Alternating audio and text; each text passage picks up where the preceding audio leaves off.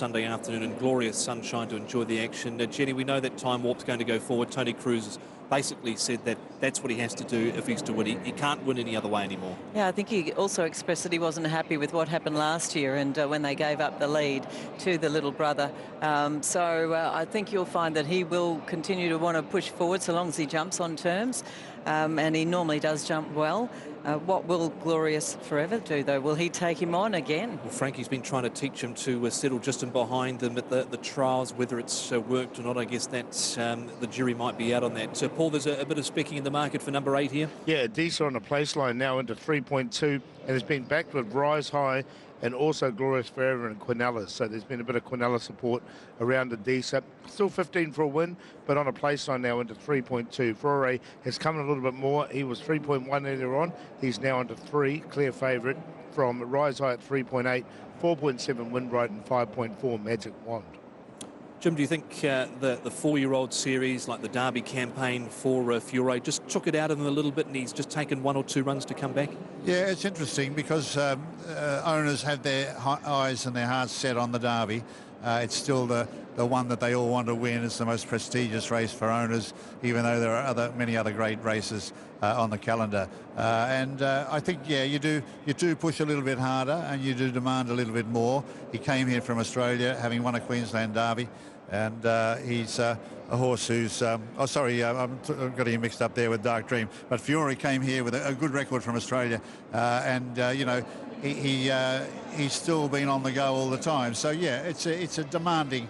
It's the fair demands that they're placed under. Righto, the red light is flashing. You can see the stands are packed here at Sharton. It is the final race, the final Group 1 race, I should say, for Longines HKIR 2019. Out in front of the stands, 2,000 metres. Can the Japanese prevail again with that horse, Windbright? He's right in the market here as we head up to level 8 for Brett Davis, his call on the Hong Kong Cup.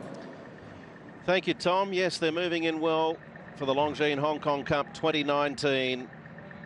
And the race favourite, horse number 6, Furore, the Derby winner, at 2.9, 3.8 for Rise High, 4.8 for Windbright, 5.4 for Magic Wand, the McKinnon Stakes winner.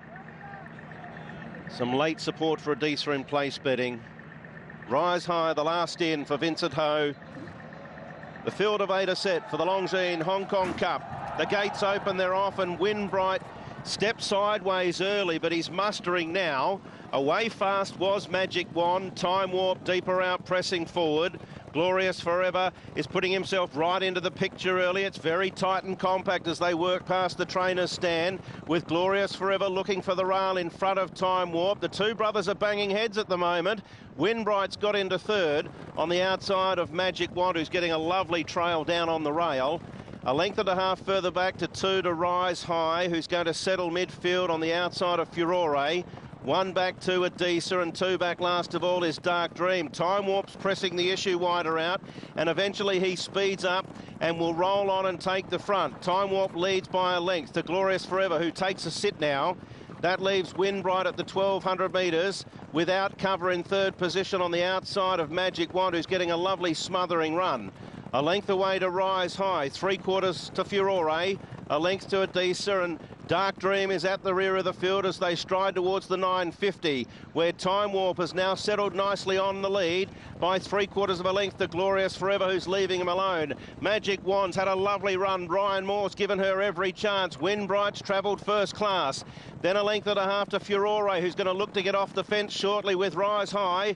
Then a length and a half to Adisa, who's 5 off them as they run inside the 600 with Dark Dream. They're at the 500 now and cornering for home in the Longines Hong Kong Cup, where Time Warp turns in front narrowly from Glorious Forever. Windbright striding up, so too Rise High. Magic Wand out sprinted, then Adisa further back with Furore. Spread across the track. Rise High ranges up, Glorious Forever, Time Warp, Windbright. Then Adisa chasing up behind from Magic Wand. Rise High, Windbright. He's as tough as they come, Windbright. He's asserting his authority. Magic Wand down on the rail late, but Windbright will create a great day's history for Japan and takes the cup.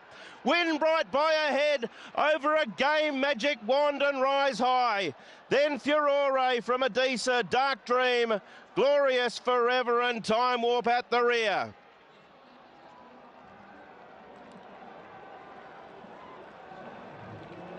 What a